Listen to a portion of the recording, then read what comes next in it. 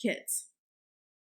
Every day of my life for the past probably 7 years, or if maybe even a decade, I have woken up and thought, please God, let today be the day that I decide I want to have children, where I just feel it, you know? And every day I've been disappointed.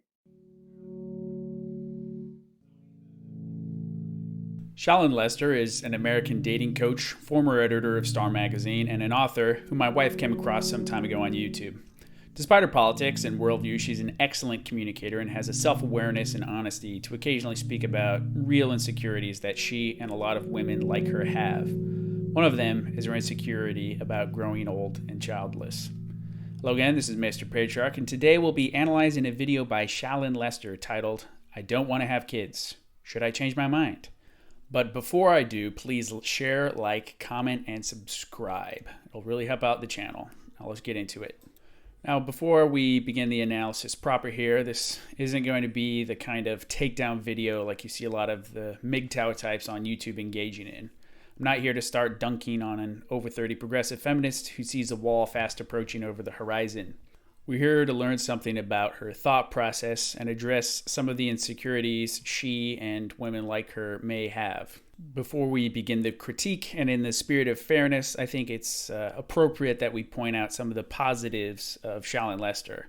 I've seen a number of videos by Shalyn and have found myself enjoying them more often than not. That's because she has a high native intelligence, is an excellent communicator, and her analysis of celeb relationships, which is what she does on our YouTube channel as case studies for her largely female audience, often seems to be near the mark. Also, she appears to be very industrious, accomplished, and despite her feminism and typical New York City progressive takes on politics, she doesn't really engage in political discussions as a normal thing. It's not her wheelhouse, and she's perfectly fine with that. Her thing is people and interpersonal relationships. What's more, very occasionally, she gets near to topics that traditionalists and even the guys in the manosphere have been talking about for years. This is one of those times, so let's get into it. Every day of my life for the past probably 7 years, or if maybe even a decade, I have woken up and thought, please God, let today be the day that I decide I want to have children, where I just feel it, you know? And every day I've been disappointed. Now, going back to the video clip at the start of this, we see something that I think a lot of women pretty much universally go through. Beginning in their early 20s, they start seriously thinking about having children. At the start of this video, Shalyn starts off by saying that she doesn't want children, but paradoxically wishes that she did.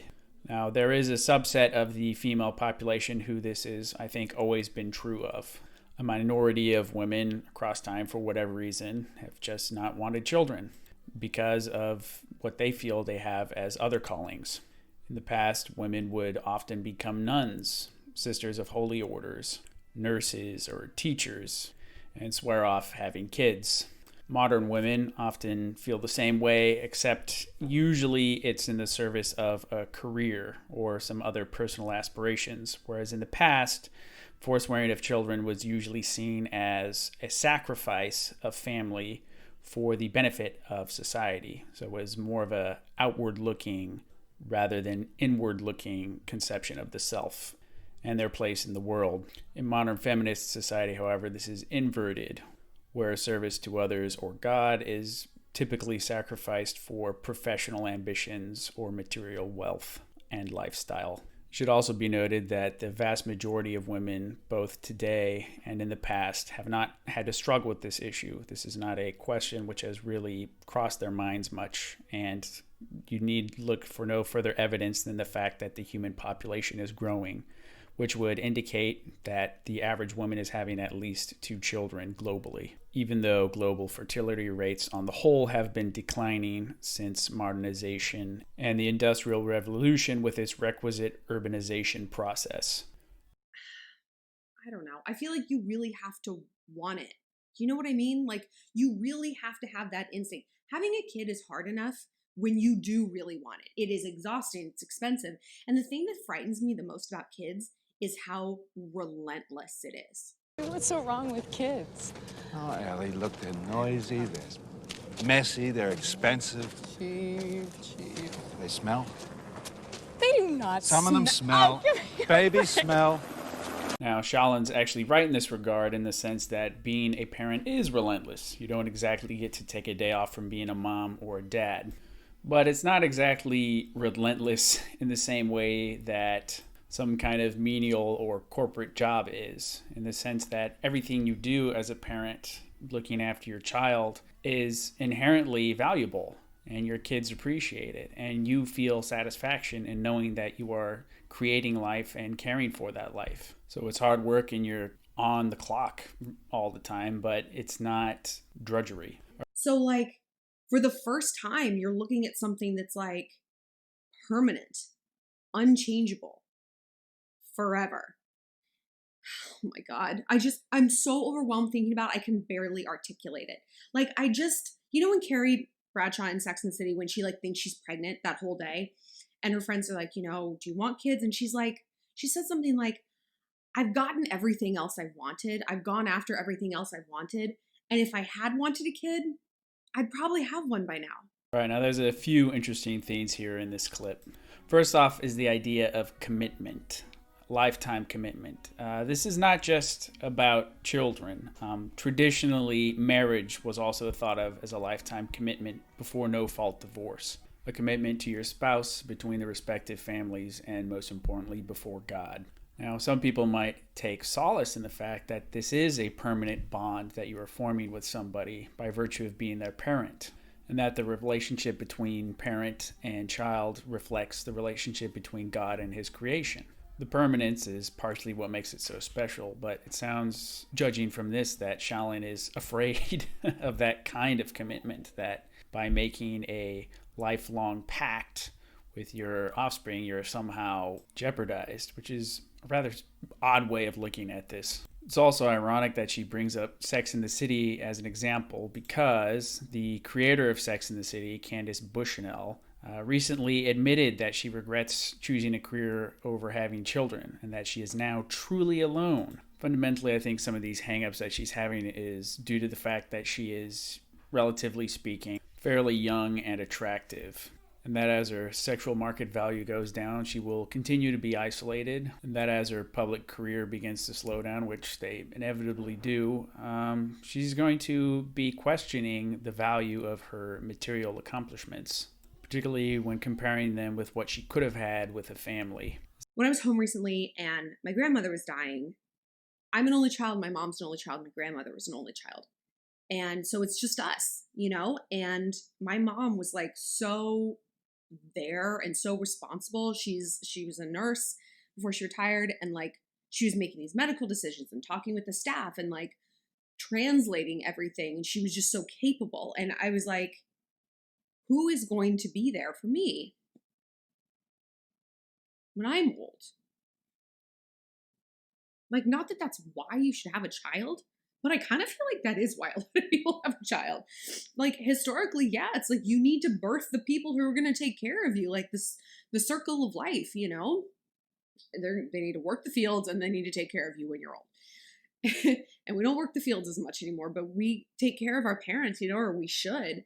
And I'm like, literally, who will care if I live or die? Sad truth is quite possibly nobody. Nobody's going to care if Shaalin Lester dies an old spinster. And that is a real hard truth. And I'm not saying that to be mean. I'm saying it to be direct. And she's keeping it 100 here.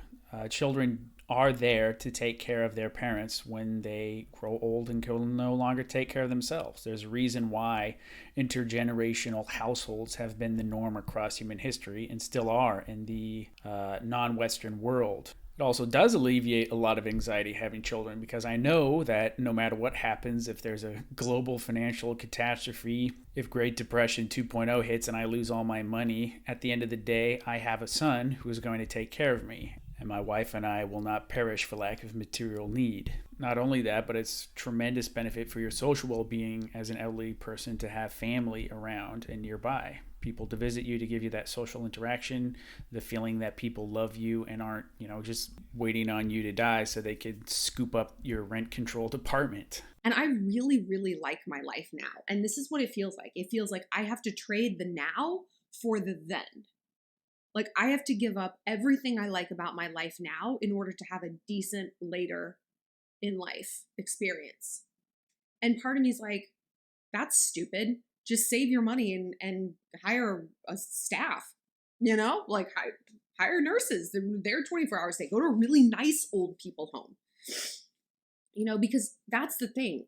Everything I like about my life now, extra money, freedom, my precious, precious freedom to travel. You guys see how much I travel? People who love to travel constantly and all the time are fundamentally unhappy where they are. I'm just going to say that flat out. And in a later video, Shallon Lester admits this by saying the only reason she's staying in New York City is for her friends, and then she moves to Montana. And no matter how wonderful the world's best nursing staff is, they're not going to love you and take care of you like a family will. And if your money dries up, they don't work for free. Essentially, this appears to be a classic I want to have it all mentality. But the truth is you can't, and you are going to have to make the choice between living out your high sexual market value years unencumbered and traveling the world, or having a family later in the future. The vast majority of women can't have it both ways. And then you'll be traveling for other reasons, like those lonely women who go to Bali to be with gigolos, like Black Pigeon Speaks talked about. And people are like, but the love, you got all this love. And I don't feel like I lack love.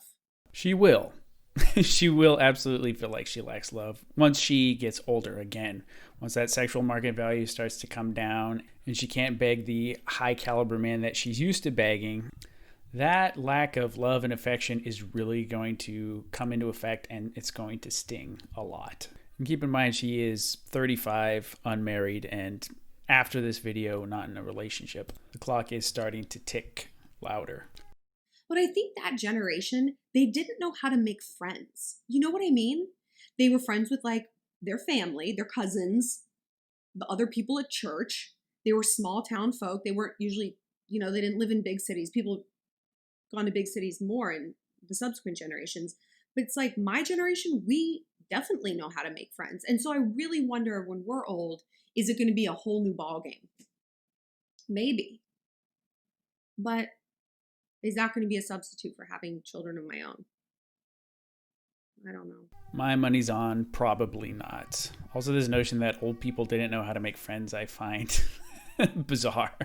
But be that as it may, ultimately the decision to have children is unlike anything else that you're going to decide in your life, and it shouldn't be thought of like other life choices, because ultimately it's not like other life choices. It's not like deciding to move to a new town or anything like that. We're all here because once upon a time people decided to procreate, and at the end of the day the future belongs to those who show up for it.